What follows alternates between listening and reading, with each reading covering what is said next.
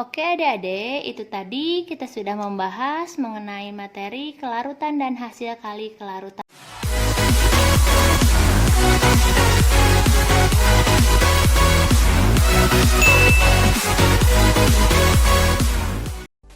Halo, ketemu lagi di channelnya Irma Safitri. Kali ini kita akan membahas mengenai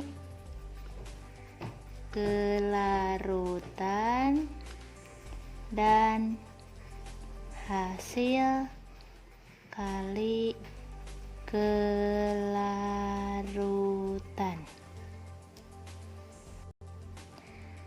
di mana pengertian dari kelarutan atau kita simbolkan dengan S adalah konsentrasi maksimum suatu zat terlarut dalam suatu larutan. Untuk selanjutnya, larutan dengan konsentrasi maksimum disebut larutan jenuh.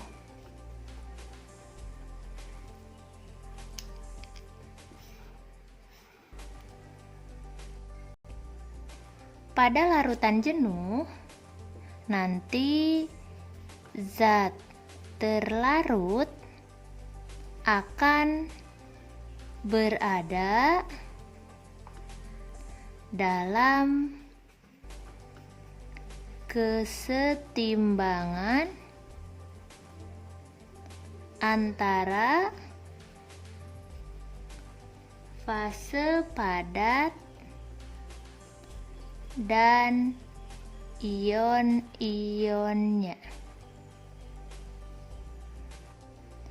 Reaksinya bisa kita tuliskan AX bentuk solid menjadi, ini panah 2 ya, karena ini adalah panah kesetimbangan, menjadi A plus bentuk larutan ditambah X min bentuk larutan. Nah, karena reaksi ini adalah suatu reaksi kesetimbangan, maka nanti dalam reaksi ini akan ada yang namanya suatu tetapan kesetimbangan. Tetapan kesetimbangan itu dikatakan sebagai tetapan hasil kali kelarutan, atau selanjutnya kita singkat KSP. Oke, setelah kita paham antara pengertian dari kelarutan dan hasil kali kelarutan, maka di sini kita akan cek untuk hubungan antara kelarutan dan hasil kali kelarutan. Ketika kita ingin mencari hubungan antara kelarutan dan hasil kali kelarutan, maka nanti yang akan dilibatkan adalah ion dari suatu larutan elektrolit atau ion dari suatu larutan yang dapat mengion sempurna. Nah, nilai KSP-nya bagaimana atau hasil kali kelarutannya bagaimana? Untuk nilai KSP-nya nanti akan tergantung dari jumlah ion.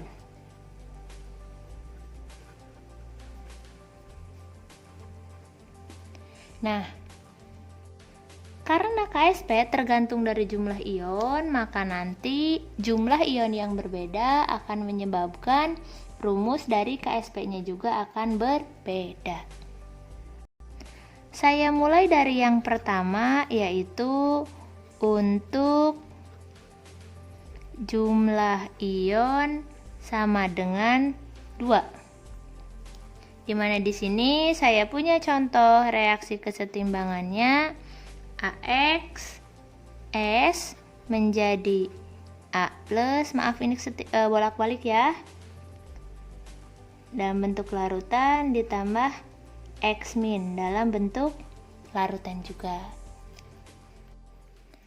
Maka kalau nanti AX punya kelarutan sejumlah S, maka tentu saja karena ini dia koefisiennya sama ya, maka di sini juga S dan di sini juga S. Loh, kok sama-sama S? Lihat di sini koefisien 1, koefisien 1, koefisien 1.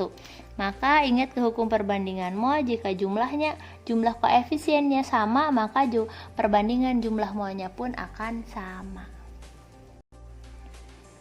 Maka nilai KSP itu adalah konsentrasi A plus kalikan dengan konsentrasi X min, atau A plusnya yaitu S dan X minnya yaitu S. Bisa kita tuliskan kalau KSP-nya adalah S kuadrat. Bagaimana sekiranya yang dicarinya itu adalah kelarutan dan yang diketahuinya adalah KSP? Maka rumusnya di sini E sama dengan akar pangkat 2 dari KSP. Nah, ini untuk mencari S dari suatu nilai KSP dengan jumlah ion sama dengan 2. Selanjutnya, yang kedua adalah untuk jumlah ion sama dengan 3.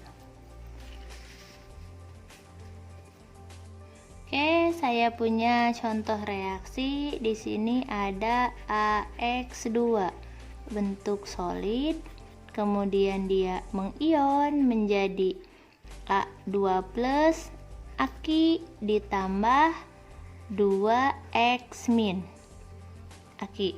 Nah, seperti ini. Balik lagi, kalau saya punya kelarutan senyawanya sebanyak S, maka kelarutan A2 plusnya pun karena dia koefisiennya sama-sama 1, saya tuliskan S lagi.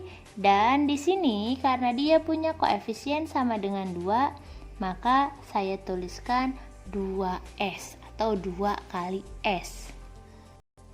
Sehingga nilai KSP-nya bisa kita tuliskan konsentrasi A2 plus kalikan konsentrasi X min pangkat 2, dipangkatkan dengan koefisien ya, dan nilai dari kelarutannya S kali 2S pangkat 2, sehingga nilai KSP-nya adalah 2 pangkat 2 yaitu 4, 4S pangkat 2 kali S itu adalah 4S pangkat 3. Bagaimana mencari kelarutan jika diketahui KSP untuk 3 ion? Maka jawabannya S adalah akar 3 KSP per 4. Jadi seperti ini. Untuk yang ketiga, yaitu ketika kita mencari KSP ya, jika dia senyawanya memiliki jumlah ion sama dengan 4. Saya punya reaksinya AX3 bentuk solid mengion menjadi A3 plus bentuk larutan ketemu dengan 3X min bentuk larutan. Jika di sini dia punya kelarutan sebesar S, maka di sini di A sebesar S, ingat jumlah S ini nanti akan tergantung dari koefisien. Kalau koefisiennya 2 berarti nilainya 2, koefisiennya 1 berarti dia nilainya 1. Maka KSP untuk senyawa tersebut adalah konsentrasi A3 plus kalikan konsentrasi X min pangkat 3 karena koefisiennya adalah 3. Dan kita masukkan angkanya. Angkanya itu adalah di sini S kali 3S pangkat 3. Maka kita dapat 3 pangkat 3 27. 27S pangkat 3 kalikan S. Nilai KSP-nya adalah 27S pangkat 4.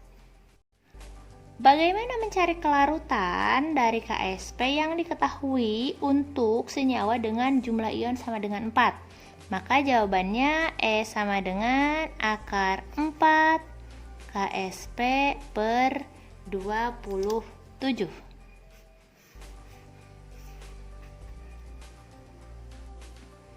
Nah, dari uraian di atas, saya bisa menuangkannya dalam COSO atau contoh soal. Untuk soal yang pertama, kelarutan AgCl dalam air adalah 2 kali 10 pangkat min 8 molar. Pertanyaannya, hitung hasil kali kelarutan AgCl. Dari soal, kita dapat S sama dengan 2 kali 10 min 8. Dan AgCl itu kalau kita uraikan menjadi Ag plus ditambah dengan Cl min. Jika saya punya kelarutan AgCl dalam air itu adalah 2 kali 10 min 8 molar dan dia koefisiennya sama-sama 1, maka kelarutan Ag pun 2 kali 10 min 8 M dan Cl-nya 2 kali 10 min 8 M. Dan nilai KSP-nya adalah konsentrasi Ag plus kalikan konsentrasi Cl min, di mana konsentrasi Ag plus adalah 2 kali 10 min 8 dan konsentrasi Cl min juga sama 2 kali 10 min 8. Makanya bisa dituliskan juga rumusnya sebagai 2 kali 10 min 8 kuadrat. Ini sama saja ya. Dan dari hasil perhitungan ini akan kita dapatkan kalau KSP untuk senyawa AgCl tersebut adalah 4 kali 10 pangkat min 16. Seperti itu. Soal yang kedua. Diketahui KSP dari PbOH2 adalah 4 kali 10 pangkat min 15. Tentukan kelarutan senyawa tersebut. Nah, ingat, yang pertama kali kita lakukan adalah tentu saja kita tuliskan dulu reaksinya. Reaksinya adalah PbOH2 terurai jadi Pb2 plus ditambah dengan 2OH-, kan seperti ini. Jadi kalau di sini ada S, di sini ada S, dan di sini adalah 2S. Dari reaksi ini kita tahu kalau PbOH2 adalah senyawa dengan 3 ion. Ingat, saya ingatkan kembali kalau untuk senyawa 3 ion nilai KSP-nya adalah 4S pangkat 3. Jadi kalau yang dicarinya adalah kelarutan atau S, akar 3 KSP per 4. Kita masukkan nilai KSP-nya akar 3 dari 4 kali 10 min 15 per 4. 4-nya kita coret seperti ini. Kemudian 15 bagi 3 ketemu adalah 5. Jadi nilai S dari senyawa tersebut adalah 10 atau 1 kali 10 pangkat min 5 molar. Oke adik-adik, itu tadi kita sudah membahas mengenai materi kelarutan dan hasil kali kelarutan. Kalau ada pertanyaan ataupun usulan untuk materi yang dibahas di video selanjutnya, boleh dituliskan di kolom komentar. Terima kasih sudah menyaksikan video kita kali ini. Sampai jumpa di video selanjutnya.